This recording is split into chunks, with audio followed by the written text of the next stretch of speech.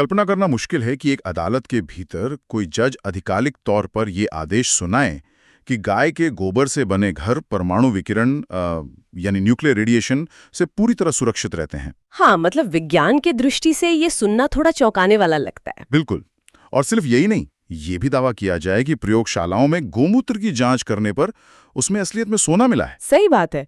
आमतौर पर जब हम विज्ञान या चिकित्सा की बात करते हैं तो चीजें बहुत स्पष्ट होती हैं। हाँ, लेकिन जब पारंपरिक आस्था और आधुनिक विज्ञान के दावे एक जगह पर आकर टकराते हैं, है ना, तो सच और मिथक के बीच की रेखा बहुत धुंधली हो जाती है। एकदम सही कहा। और इसीलिए आज का ये विश्लेषण बहुत ही खास होने वाला है। तो आज हम एक बेहद रहस्यमयी और दिलचस्प स्रोत सामग्री को डीकोड करने के लिए एक डीप डाइव कर रहे हैं।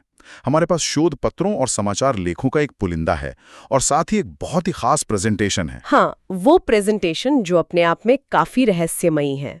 बिल्कुल। और इस पूरी प्रेजेंटेशन के हर एक पन्ने पर, हर स्लाइड पर विवेक नाम की एक मोहर या वाटरमार्क लगा हुआ है, जो कि काफी दिलचस्प है। इसीलिए आज के इस पूरे विश्लेषण को हमने सीक्रेट वर्ल्ड विवेक का नाम दिया है। और हाँ, जो लोग इस तरह के जटिल विषयों का गहराई से विश्लेषण सुनना पसंद करते हैं, उनके लिए इस चैनल को लाइक और सब्सक्राइब करना एक बेहतरीन विकल्प हो सकता है। हाँ, ताकि ऐसे डीप डाइव्स का सिलसिला आगे भी जारी रहे। बिल्कुल। तो आज का विषय है भारतीय गाय, विशेषकर गिर नस्ल और इसके इर्द गिर्द बुनी गई पौराणिक कथाओं से लेकर चौंकाने वाले चिकित्सा दावों तक का सफर। ये एक ऐसा विषय है जहां जानकारी का अंबार है, लेकिन उस जानकारी का निष्पक्ष विश्लेषण करना एक बहुत बड़ी चुनौती है। हाँ, क्योंकि इसमें भावनाएं भी जुड़ी हैं। बिल्कुल।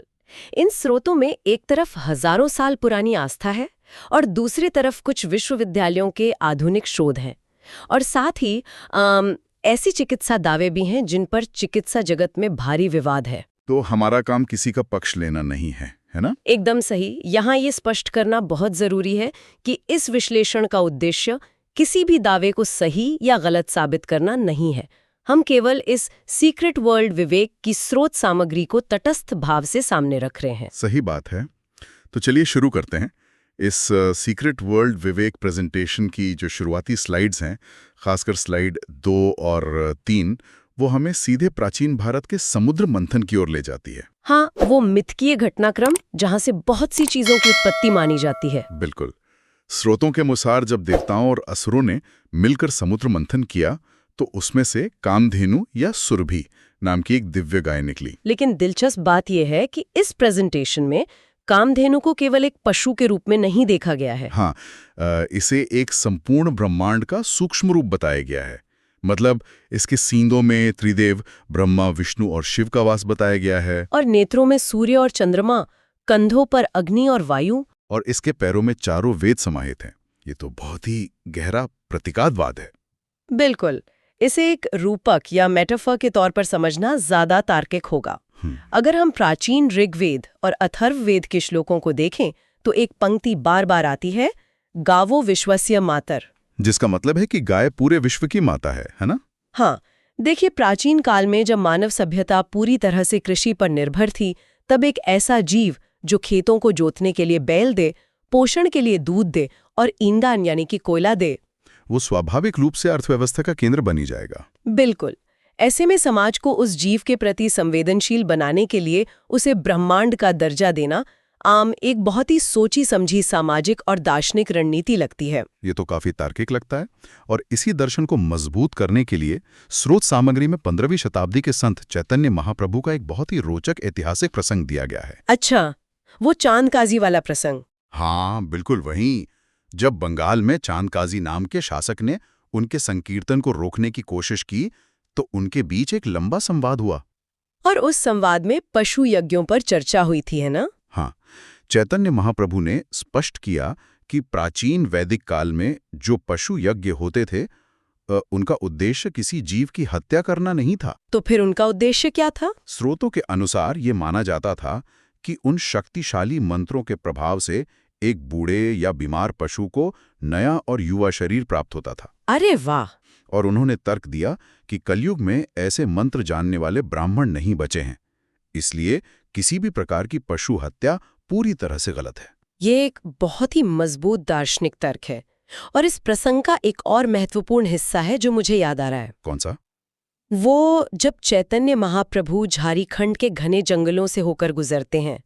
स्रोतों में दावा किया गया है कि उनके प्रेम और अहिंसा के प्रभाव से उस जंगल में बाघ और हिरण, जो कि जन्मजात दुश्मन हैं, वे भी एक दूसरे के गले लग गए थे। सच में ये कहानी तो स्पष्ट रूप से दिखाती है कि कैसे गाय या किसी भी पशु के प्रति करुणा को एक आध्यात्मिक ऊंचाई पर ले जाया गया। बिल्कुल। लेकिन सीक्रेट वर्ल्ड विवेक का ये सफर केवल अध्यात्म तक सीमित नहीं रहता। जैसे जैसे हम अगली स्लाइड्स 4, 5 और 6 की तरफ बढ़ते हैं, ये पूरी तरह से जीव विज्ञान में प्रवेश कर जाता है। हाँ, वहाँ भौतिक संरचना की बात की गई है। सही कहा। यहाँ गिर नस्ल की गाय का शारीरिक विवरण बहुत ही अलग तरीके से पेश किया गया है। इसके चौड़े माथे को शांति का प्रतीक बताया गया है और इसके कान केले के पत्ते की तरह लंबे होते हैं, जो इसे कीड़े मकोड़ों से बचाते हैं। हाँ, और इसकी त्वचा का रंग लाल धुमिल या चित्तीदार होता है, जो इसे चिलचिलाती गर्मी बर्दाश्त करने की क्षमता देती है। लेकिन इन सब में एक चीज बहुत अजीब थी। आप उस कुबड़ की बात कर रहे हैं ना? हाँ, इस गाय की पीठ पर मौजूद वो विशाल कुबड़। आजाद भारत के लेख और इस प्रेजेंटेशन के अनुसार इस कुबड़ के अंदर एक बेहद खास ऊतक या नाड़ी होती है, जिसे सूर्य केतु नाड़ी कहा गया है। बिल्कुल। और ये हिस्सा मुझे सच में बहुत उलझाने वाला लगा। स्रोतों में दावा है कि ये कुबड़ सूर्य की अल्ट्रावायलेट और इंफ्रारेड किरणों को सीधे सोख लेता है, जिसे स्रोत में सोलर बायोफोटोन कंडक्शन का नाम दिया गया है। हाँ, मतलब अगर मैं इसे सही समझ रहा हूं तो क्या ये कुबड़ एक बायोलॉजिकल सोलर पैनल की तरह काम कर रहा है, जो धूप को सीधे शरीर के न्यूट्रिशन में बदल रहा है। सुनने में तो ये बिल्कुल पौधों में होने वाले फोटोसिंथेसिस जैसा लगता है। और यहीं पर पारंपरिक दावों और जीव विज्ञान के बीच बहस शुरू होती है। तो आधुनिक विज्ञान इसके बारे में क्या कहता है? आधुनिक जीव विज्ञान में किसी स्तनधारी जीव के भीतर इस तरह के सीधे ऊर्जा रूपांतरण का कोई ठोस प्रमाण नहीं है। दरअसल ये कुबड़ फैट यानी वसा का एक जमाव होता है, जो जानवरों को अकाल या चारे की कमी के दौरान ऊर्जा देता है। अच्छा, तो ये एक तरह का एनर्जी रिजर्व है। लेकिन स्रोतों का कहना है कि ये सूर्य केतु नाड़ी सूक्ष्म जैव ऊर्जा पैदा करती है, जो रक्त, दूध और मूत्र में जाती है। हाँ, और इसी आधार पर दूध को A1 और A2 श्रेणियों में बांटा गया है। स्रोतों में दावा है कि विदेशी गायों में ये नाड़ी नहीं होती, इसलिए उनका दूध A1 होता है। ये A1 और A2 दूध का विज्ञान तो आजकल काफी चर्चित है। इसके पीछे क्या सच्चाई है? इसके पीछे एक वास्तविक जैविक तंत्र काम करता है। दूध में एक प्रोटीन होता है जिसे बीटा केसीन कहते हैं। ठीक है। जब A1 दूध शरीर में पचता है तो वो एक BCM7 नाम का एक पेप्टाइड रिलीज करता है। और ये BCM7 क्या करता है? कई वैज्ञानिक अध्ययनों में पाया गया है कि ये मानव आंतों में सूजन पैदा कर सकता है, जिससे पाचन से जुड़ी समस्याएं हो सकती हैं। अच्छा, और देसी गायों के A2 दूध में ऐसा नहीं होता? बिल्कुल। A2 दूध की अमीनो एसिड संरचना अलग होती है, इसलिए वो पचने पर BCM7 रिलीज नहीं करता। इसीलिए उसे स्वास्थ्य के लिए बेहतर माना जाता है। तो A2 दूध का फायदा तो वैज्ञानिक रूप से समझा जा सकता है। लेकिन सीक्रेट वर्ल्ड विवेक की स्लाइड 7, 8 और 9 कुछ ऐसे दावे करती हैं जो सच में चौंकाने वाले हैं। आप मूत्र में सोने वाले दावे की बात कर रहे हैं? हाँ, जनसत्ता की एक न्यूज रिपोर्ट में जूनागढ़ कृषि विश्वविद्यालय के एक शोध का जिक्र है, जिसमें 400 गीर गायों पर परीक्षण किया गया था। बिल्कुल। और वैज्ञानिकों ने दावा किया कि प्रति लीटर गोमूत्र में 3 से 10 मिलीग्राम तक सोना यानी गोल्ड पाया गया है। और सिर्फ इतना ही नहीं, बनारस हिंदू यूनिवर्सिटी यानी BHU के आयुर्वेद विशेषज्ञों का दावा है कि देसी गाय के दूध की मलाई में जो पीलापन होता है वो स्वर्ण भस्म और चांदी भस्म के कारण होता है। मतलब ये तो ऐसे दावे हैं जो रसायन विज्ञान के बुनियादी नियमों को ही चुनौती दे रहे हैं। और बात केवल सोने तक सीमित नहीं है। और क्या दावे हैं? BHU में हुए एक सेमिनार और डॉक्टर वर्मूडी के हवाले से अमर उजाला की रिपोर्ट कहती है कि गोमूत्र और पंचगव्य से स्टेज 4 कैंसर, पैरालिसिस और किडनी स्टोन जैसी बीमारियां पूरी तरह से ठीक हो गई हैं। अरे बाप रे। हाँ, और ये भी दावा किया गया कि इस दवा के 5 से अधिक अंतर्राष्ट्रीय पेटेंट हो चुके हैं। देखिए, जब कैंसर जैसी गंभीर बीमारी के इलाज की बात आती है तो बहुत सतर्क रहना जरूरी है। यहाँ हमारी स्रोत सामग्री में विकिपीडिया का एक लेख भी है जो एक अलग ही तस्वीर पेश करता है। उस लेख में क्या कहा गया है? इस लेख के अनुसार गोमूत्र या पंचगव्य से कैंसर ठीक होने के दावों का कोई भी पुख्ता पीयर रिव्यूड क्लिनिकल ट्रायल सिद्ध नहीं हुआ है। मतलब कोई वैज्ञानिक आधार नहीं है। ये तो एक बहुत ही बड़ा कंट्रास्ट है। एक तरफ पेटेंट और चमत्कारिक इलाज की बातें हो रही हैं और दूसरी तरफ विज्ञान इन्हें पूरी तरह नकार रहा है। और इतना ही नहीं, विकिपीडिया का वो लेख गोमूत्र के सीधे सेवन को लेकर बहुत गंभीर जैविक जोखिमों की बात करता है। जोखिम? किस तरह के जोखिम? जैसे कि लेप्टोस्पाइरोसिस नाम का एक गंभीर बैक्टीरियल संक्रमण। अच्छा। ये कैसे होता है? अगर कोई जानवर संक्रमित है तो ये लेप्टोस्पाइरा बैक्टीरिया उसके मूत्र के जरिए पानी या मिट्टी में मिल जाता है, और अगर कोई इंसान इसका सेवन करता है तो ये सीधे लिवर और किडनी को नुकसान पहुंचा सकता है। ये तो बहुत खतरनाक है। हाँ, और गोमूत्र में अमोनिया और कई रासायनिक यौगिक होते हैं। अधिक मात्रा में सेवन करने पर सांस लेने में भारी दिक्कत आ सकती है, जिसे डिप्रेस्ड रेस्पिरेशन कहते हैं। ये तो ऐसा है जैसे हम एक ही चीज को एक तरफ संजीवनी और दूसरी तरफ एक संभावित जोखिम के रूप में देख रहे हैं। ये विरोधाभास विज्ञान और आस्था के बीच की बहुत गहरी खाई को दिखाता है। बिल्कुल सही कहा। और ये टकराव केवल चिकित्सा तक नहीं रुकता। सीक्रेट वर्ल्ड विवेक और अन्य रिपोर्ट्स में पर्यावरण को लेकर भी बहुत बड़े दावे किए गए हैं। हाँ, वो परमाणु विकिरण वाला दावा। एकदम। आज तक की रिपोर्ट में तापी अदालत के जज समीर व्यास का आधिकारिक बयान है कि विज्ञान ने साबित कर दिया है कि गाय के गोबर से बने घर न्यूक्लियर रेडिएशन से सुरक्षित रहते हैं। भौतिक विज्ञान के नजरिए से देखा जाए तो गोबर एक अच्छा थर्मल इंसुलेटर जरूर हो सकता है जो घर को ठंडा रखे। हाँ, वो तो हम सब जानते हैं। लेकिन न्यूक्लियर रेडिएशन, विशेषकर गामा किरणों को रोकने के लिए बहुत मोटी सीसे यानी लेड की चादरों की जरूरत होती है।